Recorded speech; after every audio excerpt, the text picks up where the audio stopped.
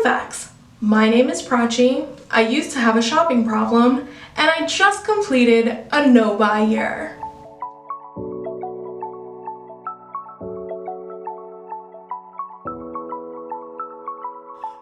Folks, I did it! I finished a full year of a replacement-only no-buy. It feels so surreal. From February 5th, 2019 to February 5th, 2020, I chose not to buy any makeup, skincare, hair care, books, perfumes, or candles. The rule was that I would only allow myself to buy something if I completely ran out of every single product in that category. So I could buy a mascara if I finished every single mascara in my house. If you want to know more or refresh yourself on my rules or like why I went on my no-buy year, I'm going to link the video up in the cards. I'm wearing the exact same outfit and makeup that I was in that video to kind of bring this full circle as I reflect on now having completed my no-buy year. Now, at the 6-month mark of this year-long no-buy project, I did film and upload a video on sort of the emotional lessons that I had learned so far. And I don't want to rehash all of that stuff here. Everything in that video still absolutely applies, but I feel like that video stands really well by itself and it makes all the points that I would have wanted to make right now. Plus, I have some other life lessons that I learned during the second half of my no-buy year that I really want to highlight in this video. And this particular video, I can feel it's already going to be a long one. I've put timestamps and a table of contents down below so you can peruse at your leisure, but I don't want to make this longer than it's already going to be. So if you haven't watched my 6-month no-buy update and you would like to hear me talk about some of the epiphanies I had about how shopping was tied to coping, self-care, mental health, and self-worth for me, I'm going to link that video up in the cards, go check that out. In this video, I'm going to talk about how my no-buy year changed my life, not just because it reshaped my relationship to shopping and stuff, because I've talked about that stuff ad nauseum in all of my previous check-ins. I want to talk about how it better helped me understand my fantasy self, the importance that I placed on makeup and skincare, and my own capacity for self-control. So, without any further ado, let's get it. Part 1. Self-control? I do know her. So here's the thing to know about me. This no-buy year, it isn't my first time at the rodeo. I started buying makeup and skincare when I was 17 and I had gotten my first job, and within a year, I had already clocked that I had a shopping problem. On January 1st, 2013, 18-year-old me made a New Year's resolution, inspired by the YouTuber Pink So Foxy, that in the year 2013, I was only going to buy 12 makeup items total. I bought 12 pieces of makeup before March had even ended. Then I hated myself for it, wallowed in guilt and shame, and called myself a pathetic failure who had no self-control. On July 1st of that same year, 2013, I decided it was time to get back on the horse. So I came up with a plan to not buy anything for 6 months and go on this really intensive Project Pan. I broke that before July had ended, hated myself for it, wallowed in shame, and then called myself a pathetic failure with no self-control. On January 1st, 2014, I made a resolution to do a full year-long replacement-only no-buy. I didn't last a week, hated myself for it, wallowed in shame, and then called myself a pathetic failure with no self-control. Do you see where this is going? Do you notice how we're still in 2014, which was over half a decade ago? I have tried at least 40 times over the last 8 years to buy less makeup and skincare. I came up with all of these different plans and projects and not a single one of them ever panned out. I bring all of this up because of the really soul-crushing impact that had on me and my self-esteem. Because I felt like these were just projects to stop buying makeup. That doesn't seem like a really difficult thing to the rest of the world, so why was I failing so much? What kind of pathetic and weak-willed loser must I be to not even be able to stop buying makeup? These were the kinds of thoughts that were going on in my head, and my repeated failed attempts to try and curb my makeup and skincare shopping habits took on an even bigger significance in my life because, and this is important to note, my mental health was on a roller coaster. Not only was I majorly depressed and suffering from panic attacks at this time, I also had ADHD and I didn't know it. And I was trying and failing miserably to get through my undergraduate degree. I would start every semester in university thinking, this is it, it'll be different this time, I made a plan, I've set all of these goals that I want to achieve, let's do it. And then I would never be able to follow through. So when I couldn't even follow through on a relatively smaller thing like a month-long makeup no-buy, and I would instead cave and go out and buy a lipstick, that lipstick would take on a much bigger significance for me. That lipstick represented failure, continued, repeated failure, and a lack of self-control, and an inability to keep the promises I made to myself, not just about makeup and skincare, but about life. To my depressed brain, the lipstick that I went out and bought became a symptom of my weakness of character. My mental health issues, depression, anxiety, untreated ADHD, so corroded my faith in myself from 2012 all the way to 2019 that at the start of last year, I just didn't trust myself to be able to do anything. I was stuck in this place where I just felt like I was a perpetual screw-up who could never keep any of the promises I made to myself. I felt like it was pointless for me to even have goals. I shouldn't have any goals about shopping less or losing weight or doing well in school, and I shouldn't even dare to dream of being a lawyer because I was undisciplined and weak-willed and so completely lacking in self-control that the idea of me actually following through and accomplishing any of my goals was laughable. And having completed the no-buy changed that for me on two totally different levels. The first is psychological, because the fact that I actually achieved a goal, which required me to exert considerable amounts of self-control for an entire year, that is blatant, unquestionable proof for myself that I am, in fact, a capable person who can follow through on things and get stuff done. Remember how I said when I would break my no-buy or whatever project I had going on to buy a piece of makeup, like a lipstick, I would make it mean all of these big grand things about my life. Failing at shopping less, in my head, made me a failure at life. And here's the thing, I'm in therapy, I know that that's not a great way of thinking, but I did actually think that way. And once I actually started on my no-buy year, the fact that I thought that way became an asset. Because as the days of me successfully not buying stuff turned into weeks and then into months, suddenly I had this voice in my head going, "Hey, Prachi, wake up, girl. Remember when the depression voice inside your head told you that you were an undisciplined loser who should never even bother to set goals because it's not like you had the self-control to fulfill any of them?" The lie detector test determined that that was a lie.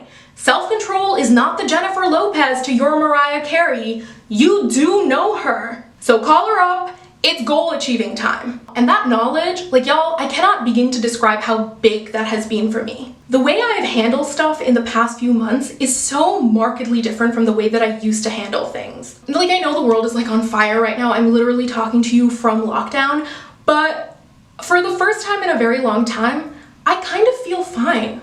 I feel like I have a grip on things, and I'm making plans for my future in a way that I absolutely wasn't a year ago. I don't feel stuck.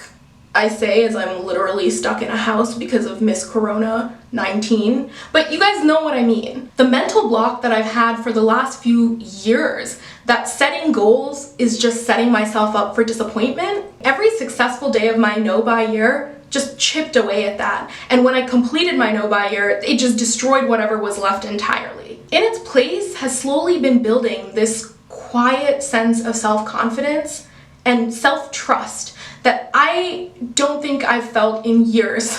And that's not just empty confidence, by the way, because the second level on which the no-buy year really changed me was neurological. Self-control, contrary to popular belief, is not an innate character trait. Practicing self-control makes you better at self-control long-term. A good analogy for self-control that some scientists use is that it's like a muscle that can be trained to expand. Now granted, differences in genetics means that the starting size of your muscle, so to speak, might be different. As a person with ADHD, one of the side effects, especially when it was untreated and unmedicated, was that my self-control muscles just started out smaller than average. But even a small muscle is still a muscle, and it will grow if you train it. My no-buy year was basically that training. It was a metaphorical going to the gym every single day for 15 minutes, for an entire year. And even though I was exerting my self-control muscles in just this one small area of my life, not going shopping, so you could say that maybe it's just a small workout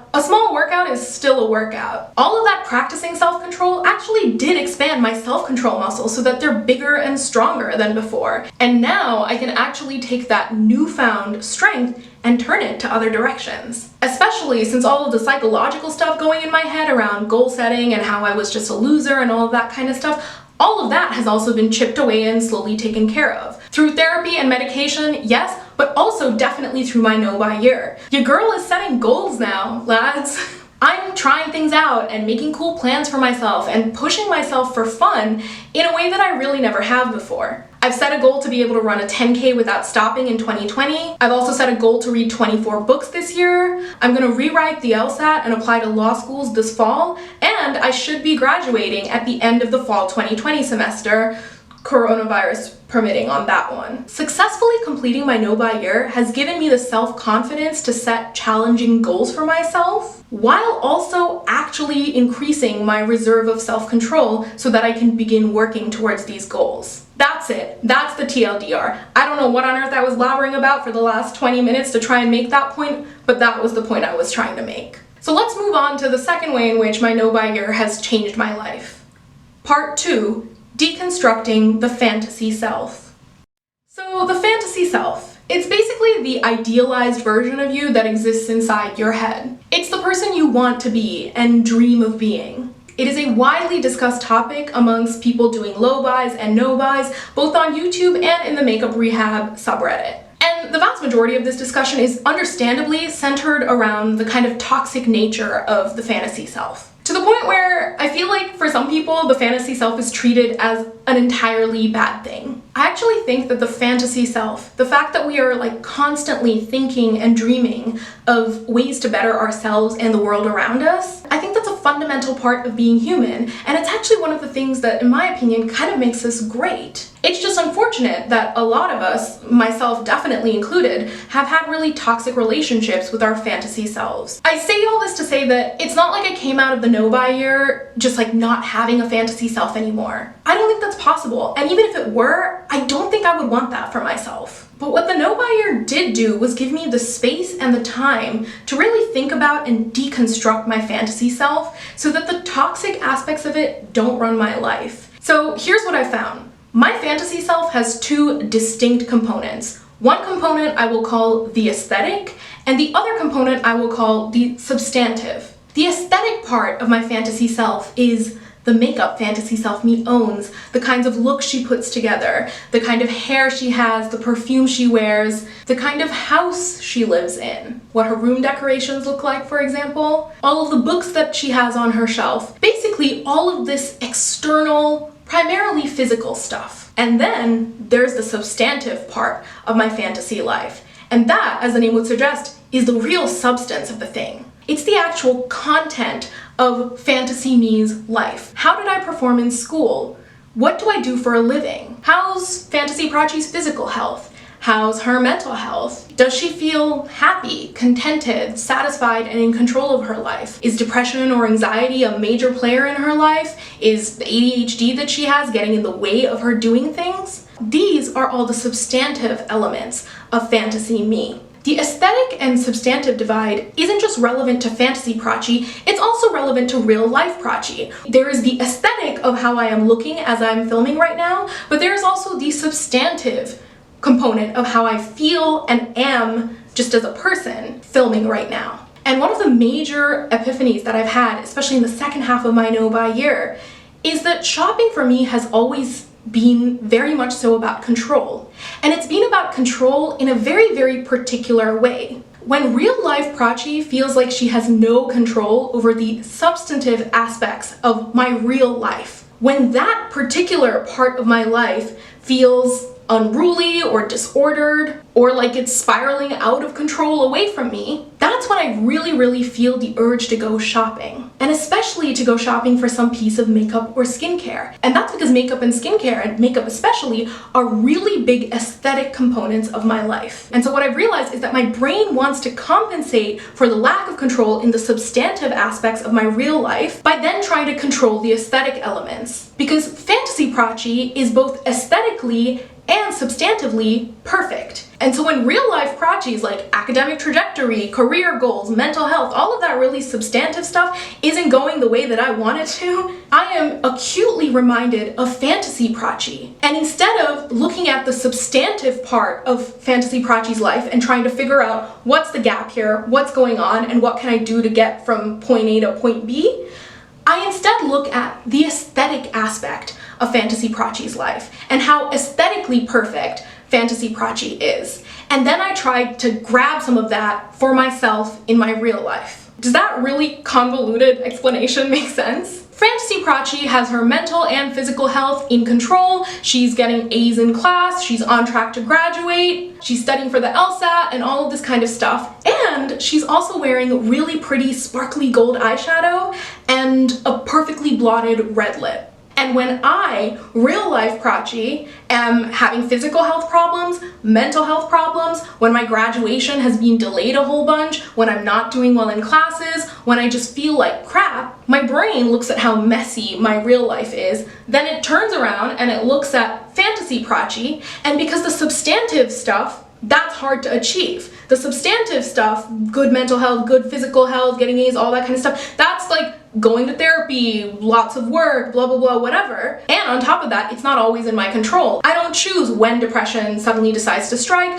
I don't choose the COVID-19 pandemic happening and potentially like further delaying my graduation. And so it's much easier if I'm trying to achieve some aspect of my fantasy self. If I'm trying to better myself in some way, to become the fantasy version of myself in some way, at the very least I can do that by getting some of the aesthetic. At the very least, I can go out and buy the blotted red lipstick that fantasy prachi would use, because that way I'm just one step closer to fantasy prachi. But the way in which I'm closer to fantasy prachi is purely aesthetic. And in that sense, it's kind of meaningless. Because the things that make me really want to be fantasy prachi aren't the aesthetic things at all. The reason why I long to be fantasy prachi is for all of that substantive stuff. It's because I want to be a lawyer. It's because I want to graduate from school. It's because I don't want to feel depressed anymore. It's because I don't want ADHD running my life. It's really only the substantive parts of fantasy prachi's life that I really want to achieve. But because in the past I wasn't able to make that distinction, I wasn't aware that there was an aesthetic part of my fantasy self and then a real core component substantive part of my fantasy self, I would often, in an attempt to better the substantive part of my life, go buy an aesthetic bandage. And because in the no-buy year, I wasn't allowed to do that. That way of coping or trying to achieve my fantasy self was just completely cut off. I've been forced to, when I want to try and achieve my fantasy self, actually try and change the really substantive bits of my life. Key example is that I started therapy during my no-buy year, and I was only able to afford it because I wasn't spending any money on makeup and skincare. It's like I can see through the aesthetic haze of who I want to be into the actual person that I want to be and start changing things on that level instead of on the purely aesthetic one. And I look at my fantasy self now and I see these two very distinct, clear components. And the aesthetic part, that's the part that I used to have a really toxic relationship with. The substantive part, she's an inspiration. Now granted, there's a bigger discussion to be had about the fantasy self as a whole, and you can definitely still have a toxic relationship with your substantive self because you aim to be a perfect person, and that's just impossible. But that's a whole other conversation for a whole other time. Just know that I'm aware of it. I'm not saying that oh, everyone should have fantasy versions of themselves and be thinking about them all the time, because then you're not living in the present, you're living in the future aspirationally. But because I feel like having a fantasy self is something of just an inevitability, it's just a part of being human, I'm at least now able to recognize when I engage with my fantasy self, whether it's in a healthy way or an unhealthy one. Because I haven't been able to shop to try and be the fantasy version of myself for the past year, it's kind of broken the habit for me. One very clear part of my aesthetic fantasy self is that she uses Chanel No. 5 low. And that thought is definitely still alive in my brain, but I recognize that it's not necessarily a helpful thought. And more importantly, I'm acutely aware that even if I achieve owning Chanel No. 5 low, even if I achieve that aesthetic aspect of my fantasy self, it will not change the substantive bits of my real life to become more like those of my fantasy self. Anyway, that's big takeaway number 2. Let's move on. Part 3. The outsized importance of makeup in my life.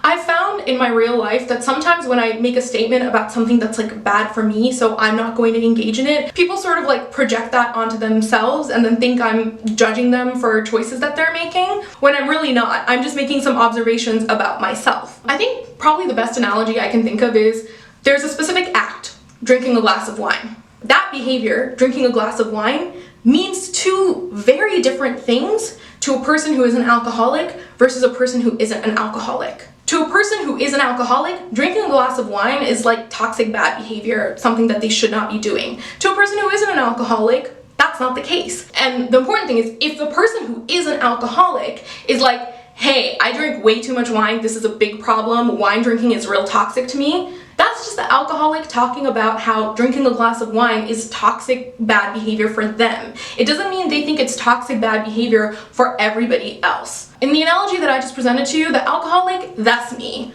Never thought that was a thing I would be saying. I'm talking about myself and the way in which my brain processes, handles, engages in certain pieces of behavior. Just because I'm observing that it's problematic for me doesn't mean I think it's problematic if you exhibit that same behavior. Now, with that disclaimer, I have a very complicated and messed up relationship to beauty YouTube. The world of beauty, like makeup and skincare, has been a large part of my life since I was around 17 years old. So almost a decade now. If we think of all the time that we spend in a day as a slice of pie, at that point in my life, makeup and beauty occupied just a tiny slice of the pie. There was a lot of other stuff still going on. I still had a lot of other like hobbies and activities and things I enjoyed doing. A really disturbing trend that it actually took me years to clock, because it took years to happen, is that the slice of the pie that beauty began to occupy slowly began getting bigger and bigger. And in fact, the worse my mental health got, the more that slice of the pie got bigger and bigger. Now I recognize that's linked in large part due to the point that I made about my fantasy self, as well as all the things I was talking about in June where I was using makeup as a form of self-care.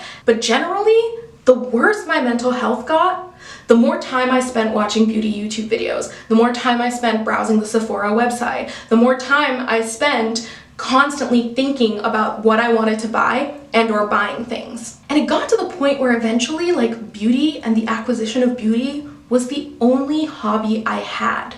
The pie of how I spent my time basically only had like 4 components in it. It was sleep, work, university, or engaging in beauty stuff. Watching videos, looking things up on Sephora, thinking of what I wanted to buy, making wish lists, all of that kind of stuff. And again, please, like, remember my disclaimer. If you do that, if you spend like all of your free time in the world of like makeup and beauty as like a hobby, that's fine.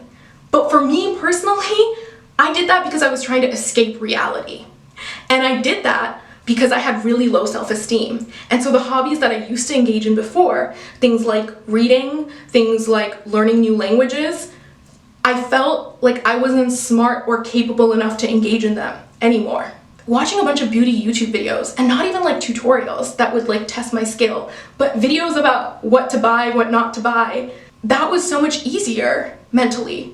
I was like, I can do this. And I would rather do this easy thing that I know you can't mess up. Or like, even if you do mess up, let's say you buy something and it's not that good, the stakes are so low. You just have like a crappy lipstick or whatever now, it's not the end of the world. And so for me, I was directly running away from a lot of stuff into the world of beauty and makeup, and specifically acquiring beauty items, not even really using them. And the final thing that the No Buy Year has done for me that I'm just so incredibly grateful for, because it has changed my life, it has made me acutely aware of the outsized role that I used to give makeup and beauty in my life. It's allowed me to see it for the toxic thing that it is, and it forced me to stop and instead fill my time with other things. When I decided to embark on this No Buy Year, and on top of that made the impulse decision to start a channel, making YouTube videos, filming, teaching myself how to edit videos because I didn't know how, this is a hobby. And it is a hobby that does not have to do with me buying makeup.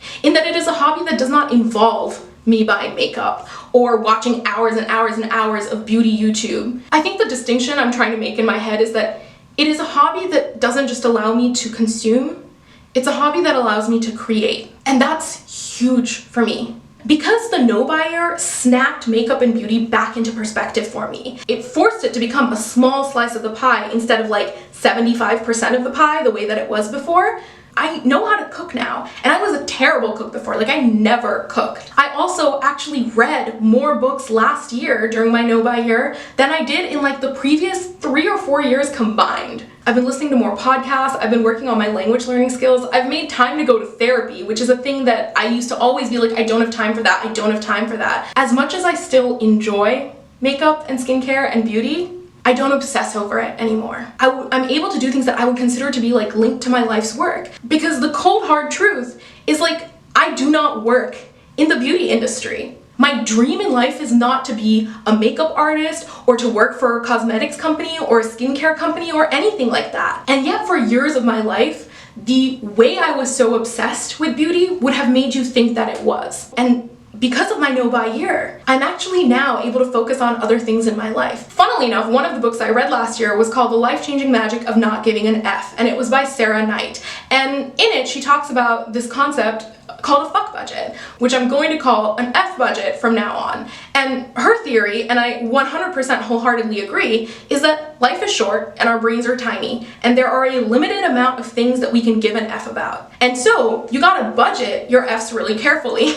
You have to figure out which things matter enough to you for you to actually give an F about it. I was spending almost the entirety of my F budget on makeup and beauty. And what the No Buy Year has done is it has put things in perspective for me. It has balanced my budget. It's allowed me to remove all of the extra Fs I accidentally allotted to makeup and beauty and start allotting them to the other things in life that I think are worth giving an F about. And that is just so much healthier for me because of the way in which I used to use engaging with the world of beauty before. Right? Because I used to use it as an escape, I used to use it as a way to avoid dealing with my life, I used to use it as a way to like boost my self-esteem and take care of myself, and now I have all these other activities that help me do that and that move me forward in more productive and better ways for me personally than watching a bunch of beauty YouTube or thinking about all of the stuff I want to buy. I don't really know what else to say beyond that. I feel like a more healthy and balanced and well-rounded person now. Like, that's it. That's really all I got. It's like, I feel good. And I feel varied and interesting to myself. Forget other people, I don't care. To myself. And that to me is such a like precious gift that really would not have, I think, been achievable without the No Buy Year, where I was just like cut off cold turkey from all of the ways in which I used to spend time in the world of makeup and beauty before. So yeah, like I'm suddenly getting like weirdly choked up about it because I can't believe like that year of my life is over. But it was like a big year. And it's so funny because like when I explain it to people who like have never been interested in makeup or beauty, it's so hard for them to understand why it had such a big impact on me. Because they're like, okay, so you just like didn't buy makeup for a year, like big whoop. But it really did change my life. And I don't know what that necessarily says about the way that I was living before. Clearly it wasn't like healthy, but I'm just so relieved that I did it. I'm so proud of myself for having done it. Going on a No Buy Year like weirdly solved or began to solve, because a lot of things are like a lifelong process. They took years for unhealthy habits to develop. It'll take years for those unhealthy habits and thought processes to go away. But it really like set so many good things in my life in motion. And I'm just like, I'm eternally grateful. I'm eternally grateful to Hannah Louise Poston for like having done it for a whole year and inspiring me to go on it. I'm eternally grateful to like everyone who has been there for me during this No Buy Year and left comments and encouragements and all of that kind of stuff. I know I would have caved had I not had like the support system of some of the people in my comments. So yeah, although I'm like kind of tearing up, I'm determined to not cry. If you want to know where I'm going moving forward, catch my last video. I'm going to link it up in the cards, which describes the project that I'm going to be doing in the year 2020. It's not a beauty budget, that's not my jam. Just find out more about it in the video up top. I have taken so much of your time. Thank you so much for watching. And as always, I hope you have a great upcoming week. And even if the rest of your week ends up becoming messy or imperfect, I hope that you're still able to create and experience some truly beautiful moments. Thanks for watching. Bye.